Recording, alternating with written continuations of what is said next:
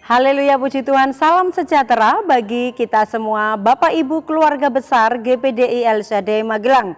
Kita bersyukur hari ini kita kembali belajar firman Tuhan melalui Renungan 79. Tetap dalam buku panduan 365 hari yang mengubahkan. Kita akan sama-sama belajar dan pokok pembahasan kita sampai pada bacaan 2 Tesalonika 2. Saya akan membacakan ayat 1 sampai ayat yang ketiga. 2 Tesalonika 2 ayat 1 sampai 3, demikianlah bunyi firman Tuhan.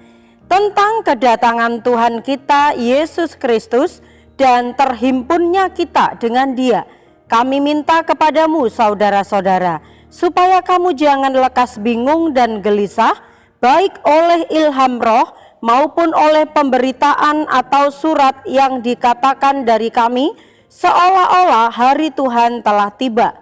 Janganlah kamu memberi dirimu disesatkan orang dengan cara yang bagaimanapun juga, sebab sebelum hari itu haruslah datang dahulu murtad, dan haruslah dinyatakan dahulu manusia durhaka yang harus binasa. Puji Tuhan, saya memberikan tema hari ini yaitu waspada.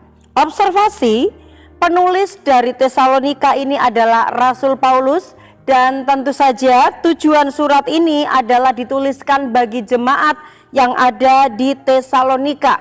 Isi surat dalam pasal ini adalah mengingatkan kembali kepada jemaat Tesalonika untuk tetap waspada terhadap orang-orang durhaka yang menyesatkan menjelang kedatangan Tuhan kali yang kedua. Puji Tuhan. Dalam pembahasan ini mari kita sama-sama menginterpretasi dalam pokok pembahasan kita.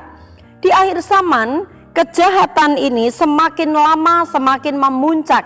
Namun seperti apa yang disampaikan oleh Rasul Paulus kepada jemaat di Tesalonika, bahwa akhir zaman akan ada pendurhaka. Bahkan menjelang kedatangan Tuhan, itu kejahatan tidak akan semakin baik, tetapi akan semakin jahat, sampai pada puncaknya si pendurhaka atau yang disebut dengan antikris itu akan menguasai dunia apabila dengan waktu yang ditentukannya. Nah, kedatangan Tuhan dikatakan akan didahului oleh kejahatan yang memuncak, yaitu dengan hadirnya si pendurhaka atau antikris. Nah, siapakah orang-orang yang hidup di dalam kedurhakaan, orang-orang yang hidup di dalam kejahatan? Mereka juga akan menjadi bagian dari kejahatan dunia dan juga akan mendapatkan bagian penghukuman daripada Tuhan Yesus Kristus. Ini adalah tanda yang nyata sebelum kedatangan Tuhan kali yang kedua, yaitu kejahatan yang akan terus semakin lama semakin jahat, semakin lama semakin memuncak. Namun kejahatan di hari-hari ini semuanya belum apa-apa. Ini adalah baru permulaan karena masih belum mengalami kejahatan yang memuncak di mana si pendurhaka itu akan menguasai muka bumi ini. Karena itu akan tiba saatnya nanti ketika penguasa atau si pendurhaka itu menguasai, maka saat itulah kejahatan yang paling puncak sebelum kedatangan Tuhan.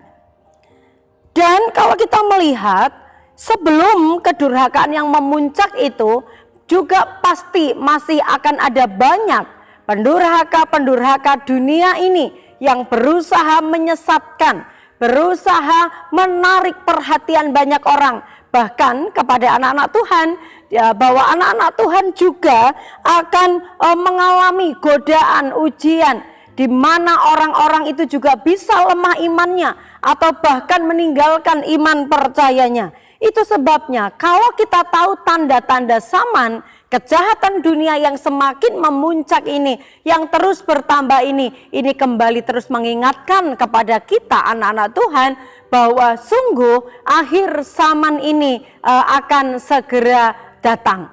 Kedatangan Tuhan yang tidak lama lagi ini menandakan banyaknya kejahatan, banyaknya ketidaktaatan orang-orang kepada firman Tuhan. Dan apa yang harus kita lakukan sebagai anak-anak Tuhan? kita harus waspada akan semua ini. Waspada menghadapi kejahatan, waspada menghadapi tipu muslihat manusia yang hidup sebagai pendurhaka. Waspada artinya apa? Berjaga-jaga. Kita harus berhati-hati terhadap segala sesuatu yang membahayakan setiap kehidupan kita. Hal apa yang perlu diwaspadai kalau kita diizinkan Tuhan hidup sampai di akhir zaman ini? Dan jelas dikatakan firman Tuhan bahwa yang perlu diwaspadai bagi kita orang percaya adalah di ayat yang ketiga, yaitu tentang penyesatan, ya. 2 Tesalonika 2 ayat 3a, janganlah kamu memberi dirimu disesatkan orang dengan cara yang bagaimanapun juga. Penyesatan ini tentunya dikerjakan oleh iblis, karena tahu bahwa waktunya tidak akan lama lagi mereka akan mengalami penghukuman. Itu sebabnya dia bekerja keras mencari orang-orang yang dapat disesatkan, orang-orang yang dapat dijerumuskan dengan akal liciknya, dengan penyesatan-penyesatan yang disebarluaskan oleh iblis dengan memakai oknum-oknum dunia ini. Itu sebabnya mengapa kita sebagai anak-anak Tuhan harus waspada.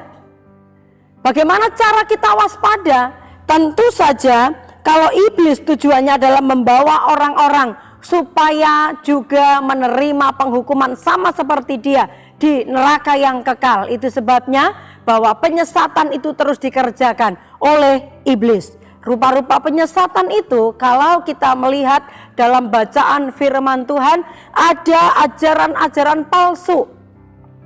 Kalau kita sudah tahu ajaran tentang kebenaran, iblis mau meniru. Bahkan mungkin ajaran-ajaran palsu itu seolah-olah mirip, seolah-olah sama. Tetapi kalau kita tahu benar-benar tentang firman yang benar, maka kita pasti diberikan hikmat oleh Tuhan untuk dapat membedakan apa yang palsu dan apa yang benar. Iblis memberikan penyesatan melalui ajaran-ajaran palsu. Tetapi kalau kita tahu tentang kebenaran firman Tuhan yang benar, maka kita diberikan hikmat mampu membedakan yang mana yang benar dan mana yang palsu. Juga di ayat 9 mereka juga memiliki kuasa dengan mujizat-mujizat palsu. Karena iblis pun, setan pun mereka punya kuasa. Itu sebabnya kita harus lebih sungguh-sungguh lagi.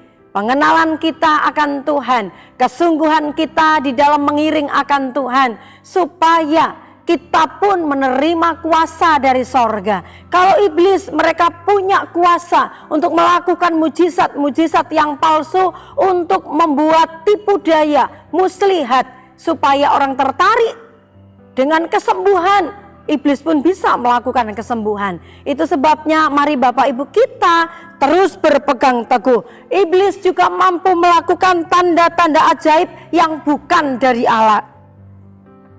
Juga rupa-rupa tipu daya yang jahat. Itu tertulis di dalam ayat yang ke-10 ya. Yesus pun sudah memperingatkan kepada murid-muridnya pada waktu itu. Dan tentu saja ini juga menjadi peringatan bagi kita Bapak Ibu. Dalam Matius 24 ayat yang keempat, di sana dikatakan, jawab Yesus kepada mereka, waspadalah supaya jangan ada orang yang menyesatkan kamu.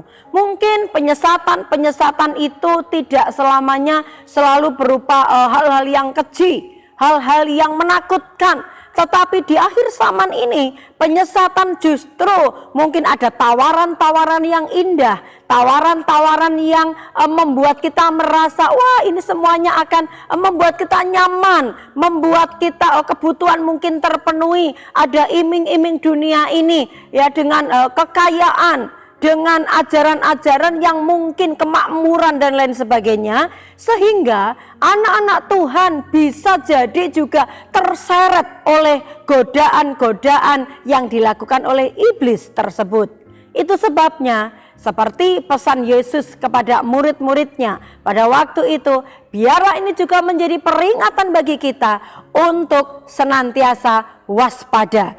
Di sini waspadalah supaya jangan ada orang yang menyesatkan kamu. Kalau kita teguh berpegang kepada kebenaran firman Tuhan, hidup kita senantiasa dekat dengan Tuhan, maka kita percaya hal-hal yang bukan dari Tuhan itu tidak akan mendatangkan damai sejahtera bagi kita, dan itu yang akan menjadi sebuah tanda kepekaan yang harus kita pegang.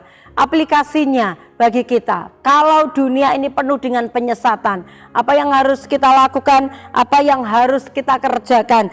Cara mewaspadai penyesatan yaitu kita harus banyak belajar kebenaran firman Tuhan, mencintai kebenaran, itu di ayat yang ke-10. Karena kalau kita menguasai, tahu, dekat dengan kebenaran yang sesungguhnya, maka hal-hal yang tidak benar yang dari dunia ini atau yang ditawarkan oleh iblis itu tidak akan mampu menggoyahkan iman kita, karena kita sudah berpegang kepada kebenaran yang sesungguhnya.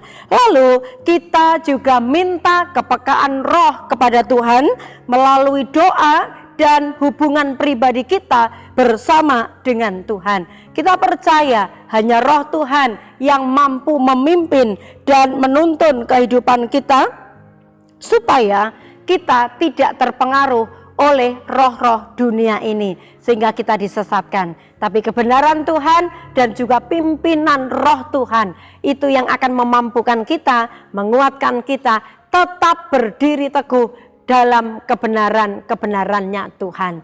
Puji nama Tuhan. Tuhan Yesus memberkati kita, Tuhan Yesus memberkati Bapak Ibu senantiasa. Terima kasih Bapak Ibu dengan setia mendengarkan Renungan 79 setiap harinya. Dan apabila Bapak Ibu diberkati ingin menyampaikan sebuah kesaksian atau pokok-pokok doa tertentu, Bapak Ibu dapat menyalurkannya melalui chat WhatsApp 0813 274 288. Mari kita saling mendoakan, saling mendukung satu sama lain, semakin sempurna dan kekuatan Roh Kudus beserta dengan kita. Kita bersyukur menerima firman Tuhan ini, kita tundukkan kepala berdoa. Terima kasih Tuhan buat firman-Mu, supaya kami senantiasa berpegang teguh kepada kebenaran-kebenaran firman Tuhan, sehingga iman kami teguh, iman kami kuat, tidak mudah digoyahkan oleh apapun juga. Dengan kami memiliki kepenuhan firman, maka kami semakin waspada. Kalau kami dekat dengan Tuhan, maka kepekaan roh itu juga Tuhan kerjakan di dalam setiap kehidupan kami. Tolong kami, mampukan kami, supaya kami tetap berjalan pada kebenaran-kebenaran Allah, dan kami tidak mudah disesatkan oleh kuasa-kuasa kegelapan dunia ini. Terima kasih Tuhan, berkati umat-umat-Mu, keluarga besar GPDI LCD Magelang, untuk kami menjadi pribadi-pribadi yang kuat di dalam Tuhan, karena kami memiliki firman-Mu yang adalah kebenaran bagi kami. Ya Tuhan, tolonglah agar iman kami umat-umat-Mu tidak bergantung kepada hikmat manusia, tetapi pada kekuatan Allah. Kami bersyukur buat firman-Mu yang senantiasa menguatkan dan mengokohkan kami. Kami terima dengan sukacita, dengan penuh ucapan syukur, di dalam nama Tuhan Yesus Kristus. Haleluya. Amin.